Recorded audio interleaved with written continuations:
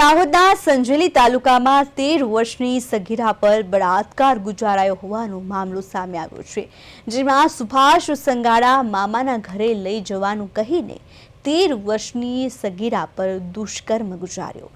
સંજેલી નજીક જંગલના ડુંગરાળ વિસ્તારમાં લઈ જઈને દુષ્કર્મ ગુજારતા ચકચાર મચી છે। પરિવારે સંજેલી પોલીસને જાણ કરી છે અને ગુનો નોંધીને ગણતરીના કલાકોમાં જ આરોપીને ઝડપી પાડ્યો છે। અત્રેના સંજેલી પોલીસ સ્ટેશનમાં એક બનાવ બનવા પામેલ હતો, જેમાં ભોગ બનનાર 13 વર્ષની ઉંમરની હતી। એને કલ્યાણપુર ગામે જંગલમાં ડુંગરા ઉપર લઈ જઈ અને શારીરિક અડપલા કરીને દુષ્કર્મ કર્યા બાબતની ફરિયાદ અત્રે સંજેલી પોલીસ સ્ટેશન આવતા